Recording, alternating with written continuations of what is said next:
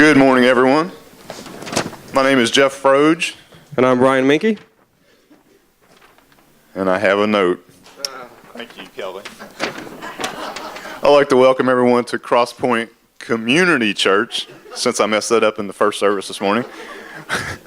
Our mission here is to lead people to be passionate followers of Christ.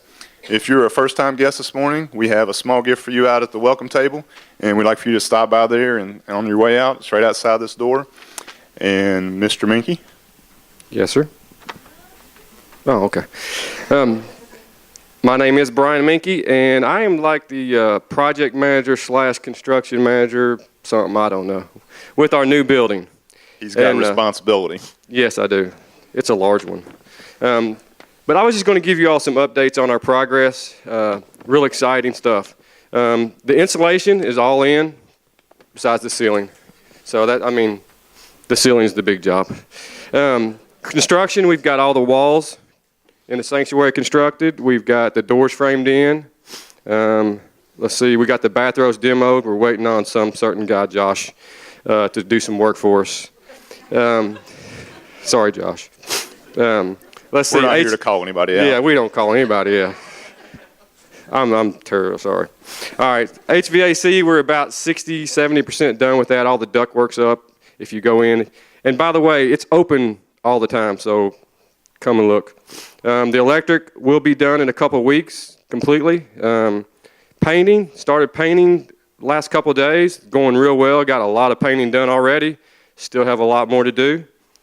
The cleaning ladies and men, there's been men, they have clean, and we keep making messes. And they just come behind us and clean up again.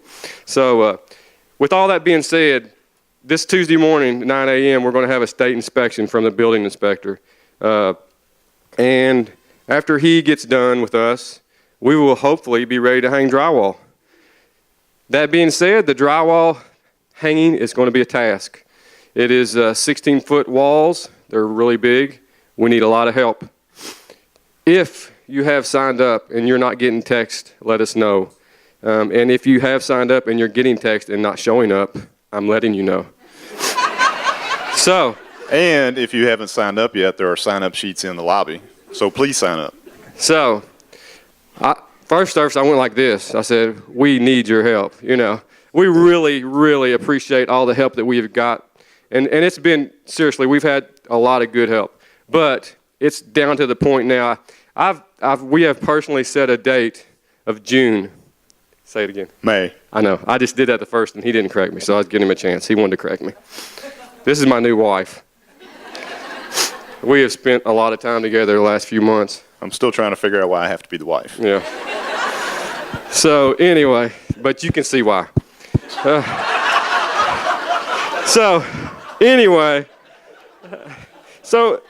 I'm just begging you guys, if you have signed up, please come out and help. It's a good time. You don't have to be that skilled, obviously. And we just need your help. We've even had pastors with power tools. Yeah, and I've heard the sermon, so I will tell you, you can ask me that question, if you know what I'm talking about.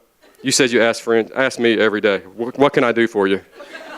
I will tell you. Okay. I know, I couldn't help it. I was like, you never asked me what you want to need. Don't never ask us to have mics again. I know. Anyway, we're excited about our new series called The Trash. Here's a short video. Thanks, guys.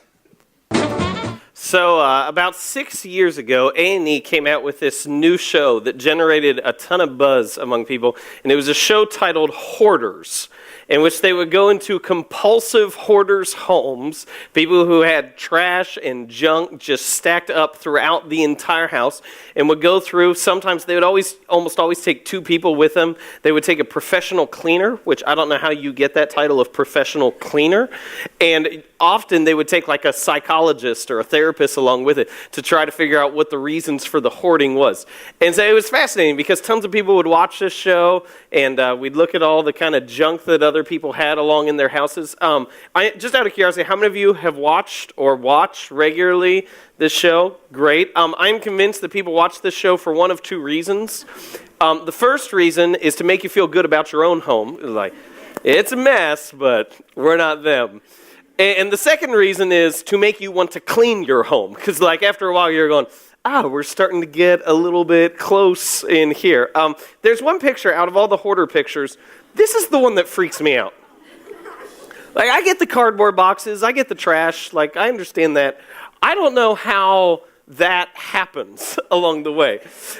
We actually have, as soon as it gets nice out, we usually take walks up and down our street, our family does, and I am convinced that one of our neighbors, one of the people who live on our street, is a hoarder. And it's none of you, okay? Just so, like, in case if you live there and I didn't know that, don't worry, it's not you.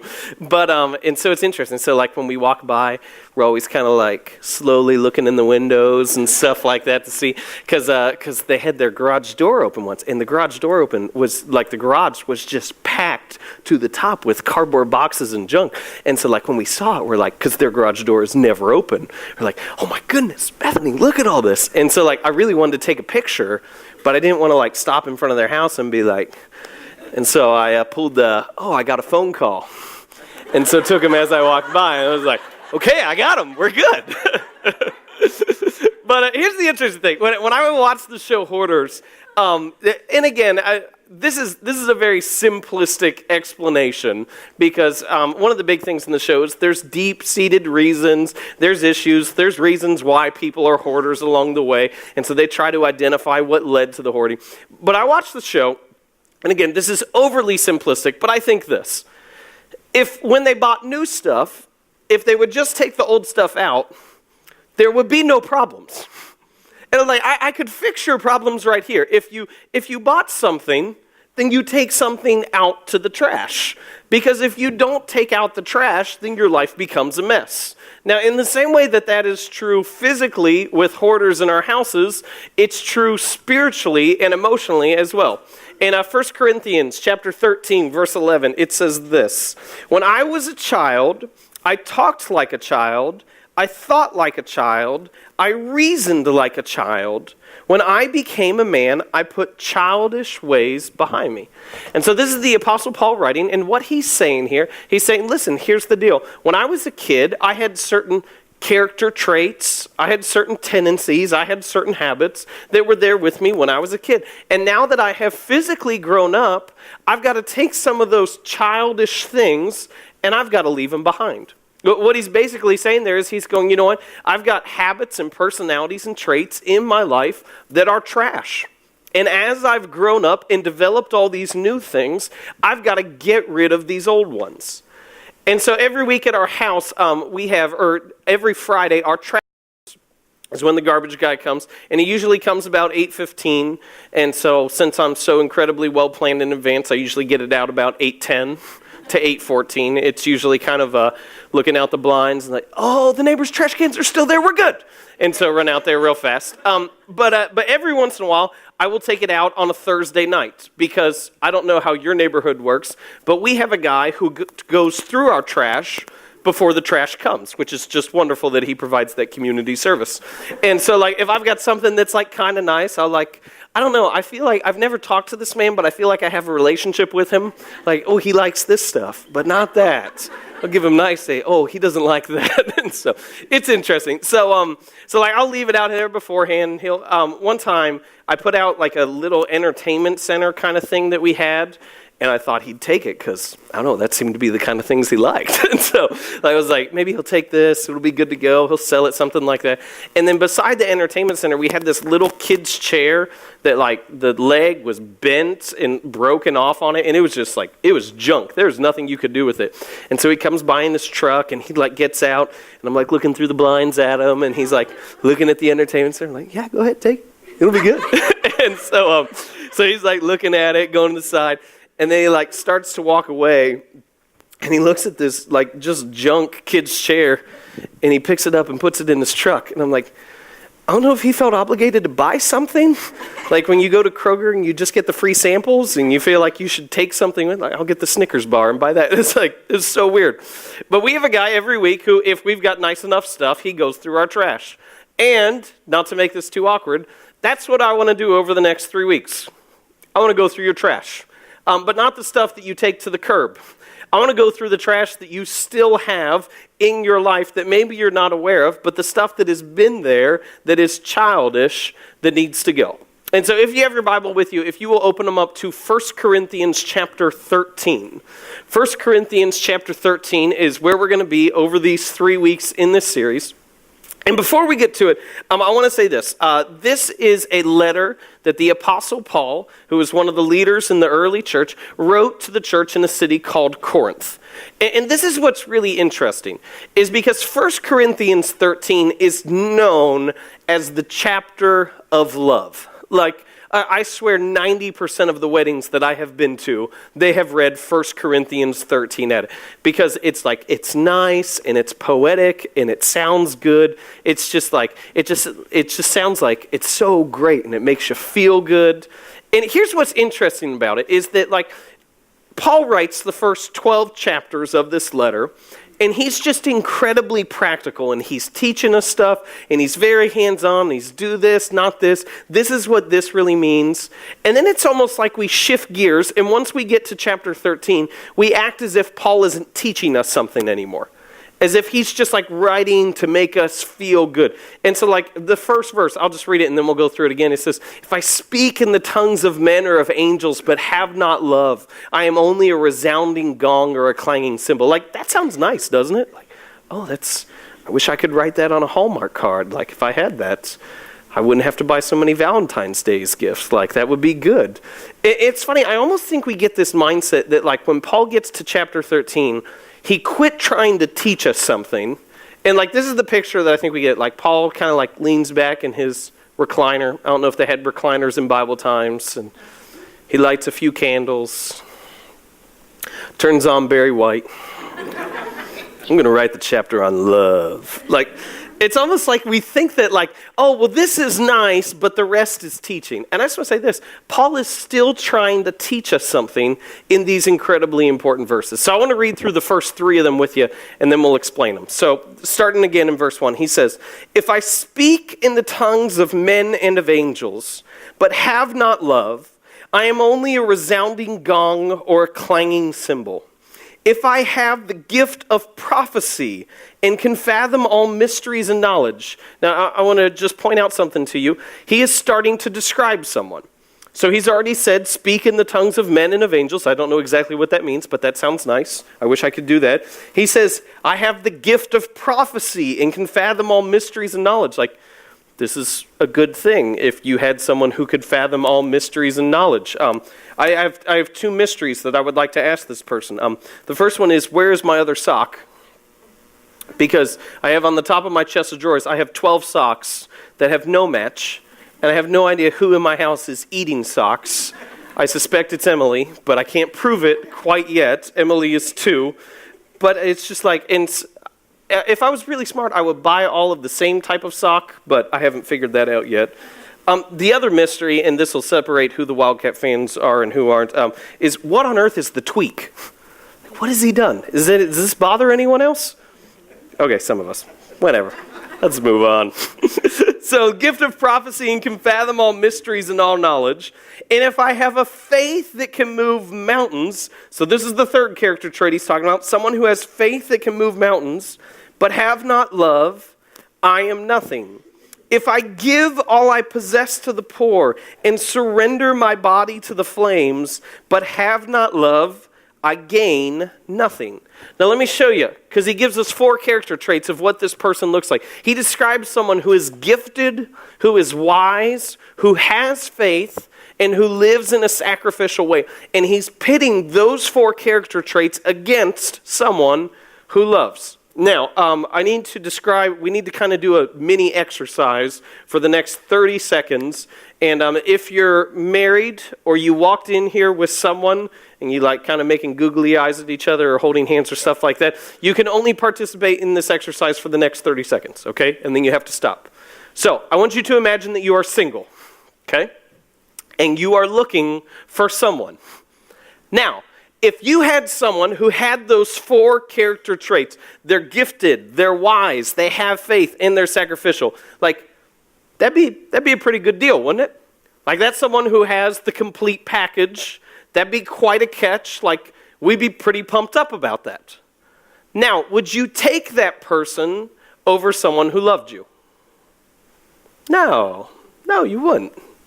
Because we all know that it doesn't matter how gifted, wise, how much faith they have, or how sacrificial they are, we would much rather be with and be around people who loved us, people who actually cared about us. Now here's the interesting thing, is Paul says that, and we kind of gloss over those verses because it seems so simplistic, it seems so obvious, like, yeah, love matters more, but we don't actually live that out, like almost ever. And I've got a really easy way to prove it to you. How many of you have ever said this statement? Why are you so upset? I did what you asked. Why are you so upset? I did what you asked. Let me give you an easy example. So I really try to, throughout the week, on the weekdays, I really try to put our two girls to bed. We have Maddie and Emily. Maddie is 3.5. Emily is almost 2. And so as anyone who has had young kids knows, it is not as simple as put them to bed. There is an entire process and lengthy routine that must go with it that I was unaware when we first had kids. I thought like bedtime, like when I want to go to bed, I go to bed. And then I'm asleep.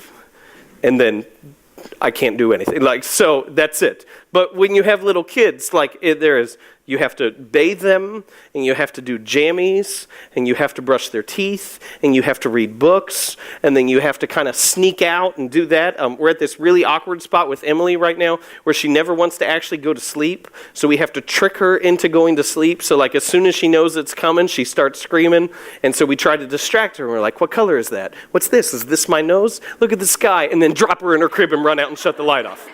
Like, and then, like, the hope is that, like, as soon as it's dark, she'll just go, oh, I guess I'm already asleep. And so, I don't know exactly where but, like, seriously, that is what we do along the way. Like, well, and we're gone. And so, we kind of do that whole bedtime routine. There's one part of the bedtime routine that I despise. Like, this is the worst 60 seconds of my day, every single day. And it is brushing their teeth. I hate brushing my kids' teeth. So like Maddie is all right. She can kind of brush her own teeth right now. But Emily, brushing her teeth is awful because like, so this is how it works. So like I get the toothbrush, get the toothpaste on it, open your mouth. She does, ah.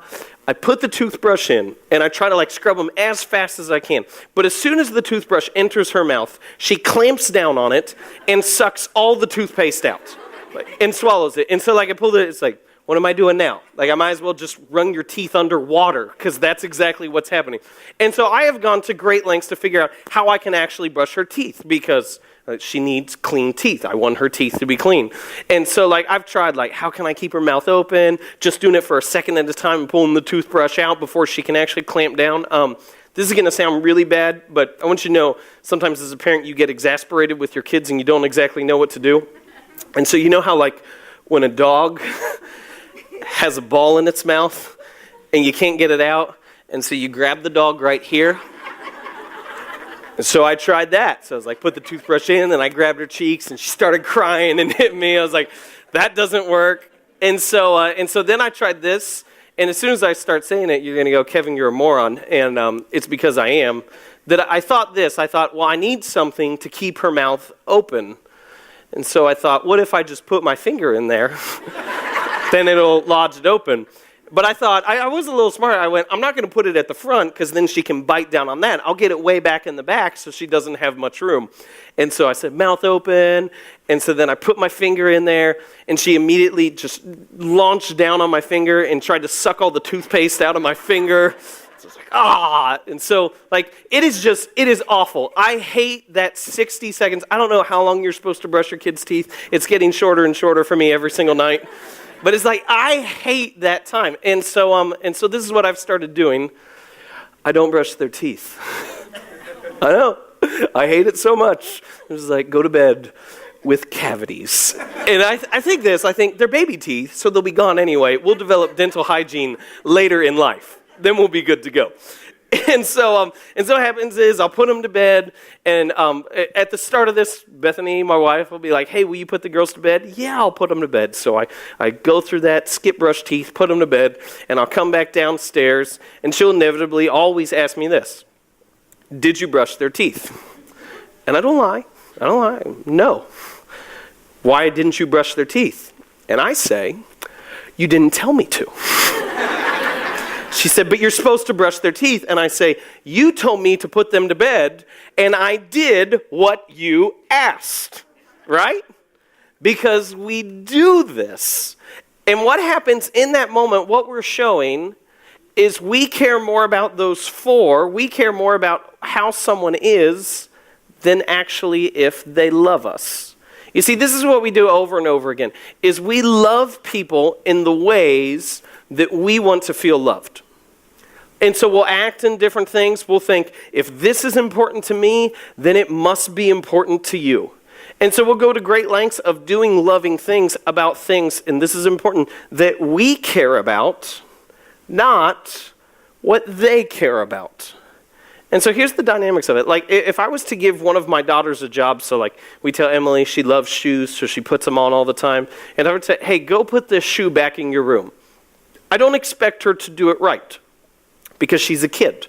Like, I'm thrilled if the shoe makes it halfway down the hallway and then she gets distracted by the toothbrush. Like, I expect that. But the thing is that Emily is a child. If I was to give an adult that, I would expect them to care about what I care about. But we get stuck there, not worrying about how someone else feels or what they're thinking or how they're acting along the way. We get stuck with, I did what you asked, why are you so upset? Now, the essence of loving someone is this. It's really simple. You before me. That's what love is. It is, I am going to put you before me. And I don't just mean like in the dinner line or setting plates or things like that. It comes down to how you act, how you feel, what you care about. You know, I'm going to care more about what you care about than simply what I want to care about. That's the essence of love right there. You before me. If it is not you before me, it's not love. And we get no better example of this than Jesus. You see, it's fascinating. We'll read these accounts of when Jesus was on the earth, he was constantly pointing us to spiritual things, to things that were higher. And we see this one instance that Jesus goes 40 days without eating or drinking. He referred to that as fasting. So he goes for 40 days. And at the end of the 40 days, he's being tempted, and someone kind of tempts him to turn stones into bread. And he says, man does not live on bread alone, but on every word that comes from the mouth of God. And so he's saying these kind of temporary needs that we think are so important, they don't matter that much. And then what happens is, okay, so get that. So he's pointing us to things that are more important, things that are higher, even higher than just plain hunger. And then he'll encounter people, and the people will be hungry. And he doesn't sit down with them and give them a lecture. He feeds them. Now you would expect in that moment for Jesus to kind of say the same things beforehand. Like, well, Jesus, we're hungry. And he doesn't go, well, man does not live on bread alone. You need to desire the things that are higher. No, he feeds them. And in that moment, what he's doing is he's saying, you before me. Even if I don't always agree with it, even if I think at times what you're requesting is immature and you don't know what you really want, I'm going to model for you love. And I'm going to put your needs and your desires and your wants before my own. And that's what Paul describes here in this passage. Is he's saying, we talk about all these different things, but what really matters is if you love someone. And then the funny thing is that we agree with that, but then when we get out in the real world and we're interacting with all the people who we interact with, we get stuck on, but I did what you asked. And Paul's going, no, you before me. And so here's the trash that we need to take out. I did what I'm supposed to. As we've moved on from being kids and as we've grown up, we need to take out, I did what I'm supposed to, and that mentality of what it looks like to love, and we need to replace it with this. I am nothing, and I gain nothing if you don't feel loved. That's what Paul says here. He says, if I don't have love, I am nothing, and I gain nothing. And so if you don't feel loved, I am nothing, and I gain nothing. We need to replace I did what I'm supposed to with I am nothing and I gain nothing if you don't feel love. We need to leave behind the childish way of loving. And since we've grown up, We need to love like adults do. Now, I want to show you, there is one very obvious example that you are struggling with this in your relationships. I think this comes up most in marriage, and it is the scoreboard discussion. The scoreboard discussion goes something like this. Well, I did this. Well, you did that. Well, I did this. Well, I did that. And it starts on a certain issue, and it branches off and goes into all these different things. And this is the humor of it, is that I've been prepping for this message for a while, and on Friday, me and my wife got into a very lengthy scoreboard discussion. And so it went something like this. There is one part of our house that I am convinced is possessed, because every time we go into that part of the house, we walk out really mad at each other. It is the storage room in the basement. And so there is one of us in the relationship who really wants the storage room to be clean and organized and nice and tidy. The other person in the relationship has the mentality of, well, it's the storage room. We don't ever see it. We need to keep the rest of the house clean, so why would we worry about this being clean? Now, I'm not giving you who's on whose side so you can pick, just to be clear. This is our discussion. I'm just giving you details so you know what's going on, because I don't need, oh, you're right. I don't especially need, oh, she's right. If you think I'm right, okay, you can come talk to me afterwards. That's fine. So we go downstairs on Friday to clean out the storage room, and we start talking about it, and eventually we start fighting. We don't fight much anymore, but this was interesting, so we start fighting. And it starts with, well, you don't clean the storage room, well, you don't care about this, and then it quickly branches off into new categories. And so it goes, well, you don't clean the storage room. Well, you never brush the girl's teeth. Well, you burnt the potatoes. Well, you never shovel the whole driveway, you only shovel the ramp. Well, you never do what I ask. Well, you never pick up milk. And you go, how did this happen? We were on the storage room, and now we're mad about milk. But it happens, doesn't it? Oh, yeah. Because we start on one thing, and then it branches off into all these different categories. Now, this is what's actually happening in that moment. Is we're both communicating, I don't feel like you care about what I care about. And what that's saying is, I don't feel loved. I don't feel like you're practicing you before me. Because if you were, I wouldn't feel this way. And I want to kind of bring that to our attention. Anytime in a relationship you are having the scoreboard discussion, first of all, I would just say, please cut it off as quick as you can. Because you go, when did I not get milk? 4 years ago? My bad. So it's not healthy. It doesn't help along the way. But what's really being communicated in that moment is I don't feel like you're putting me before you. I don't feel loved in that moment. And so what you have to do is you have to figure out what is it that makes the other person feel loved. Now, for some of you, you realize the gravity of what I just said there. Like, I have to figure out what makes the other person feel loved. If I could pause right here, and then we'll get back to that. First of all, this does not just happen in marriage. This happens in every relationship.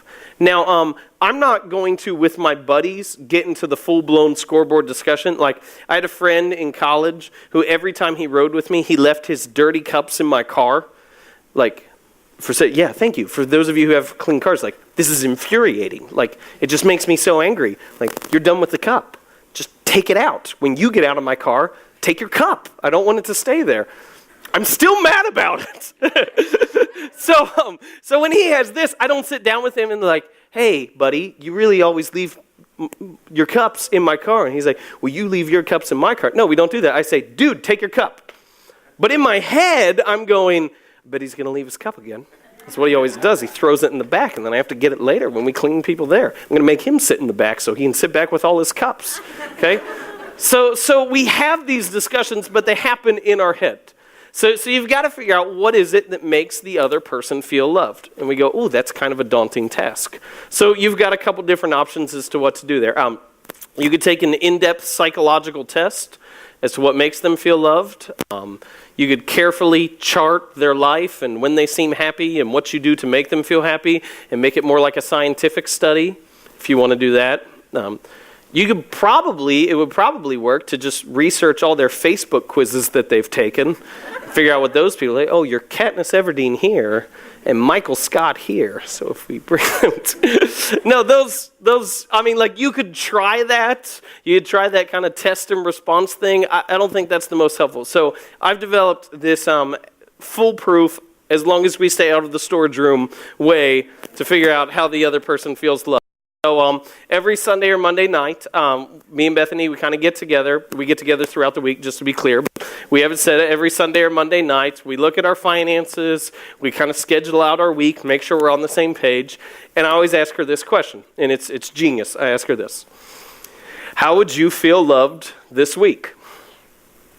You go, you asked that? Yeah, I asked that. And some of you are going to go, well, you should just know, right? This is what we say. Well, you should just know. And my response would be, yeah, but I'm dumb. I'm not going to figure it out. And so I could go through this process of, I'm not going to do what you wanted me to do because I didn't know. And then you're going to be mad at me for a while because I didn't do what I didn't know I was supposed to do. And then I've got to figure out why you're mad at me. And then by then it's too late, so I can't make it up. And so then I've got to try not to repeat it again. But I'll quickly forget because it's that long ago. And then we'll go through the whole cycle again. Like, I could do that, or I could just ask you on the front end, how would you feel loved this week? And then something absolutely amazing happens in our relationship. I ask her, she tells me, and then I do it. It's brilliant. Like, thank you. I feel very proud of myself right now. And so, like, when we first started this, and I would ask her that, I would say, hey, how would you feel loved this week? Honestly, I was, like, bracing myself, because I thought they were going to be like this. I was just going to be like, I want you to replace all the siding on the house with brick. And, like, I don't even know how to do that. And so, like, I thought it was going to be this super elaborate stuff. But it's stuff like this. It's usually, hey, on Tuesday, could you get home 10 minutes early so I could run an errand without the girls? I go, yeah, I can do that. And then I do it. And she's happy, and I'm happy. And it works out absolute wonders that simply by asking that, what I'm doing is I'm saying you before me. And it's usually not huge stuff. It's usually very simple things that I wouldn't have thought of because it's not how I feel loved. And so we go through that, and I'll ask her, and then I'll do it. And then because she feels obligated, she'll look at me, and she goes, and how would you feel loved this week?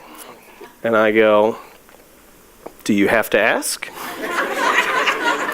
And she says, nope. Now, here's the deal. If we get kind of course correct and go back here, I don't ask my friends this, okay? Like, I'm not sitting down with my buddies and going, hey, how would you feel loved? Joel, this week, how would you feel loved?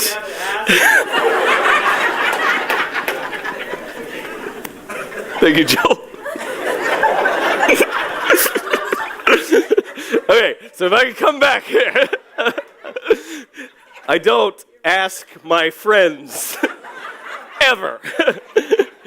Because it would be really weird and awkward, especially with 200 people in the room. But I do something different instead, okay? So for my friends, I'm asking that question, but I ask it very differently. This is how I word it. How can I help? Now, it takes all the weirdness, awkward love stuff out of the equation, especially with a conversation with my friends. But I'm doing the same thing there. Is I'm saying, hey, here's the deal. I can tell you're busy. I can tell you've got a lot going on. Maybe you seem a little stressed out. Maybe you seem fine. But I want you to know that even though I've got a lot of stuff going on, I care how you're doing. And I want to do anything I can to help. So I just go, hey, how can I help?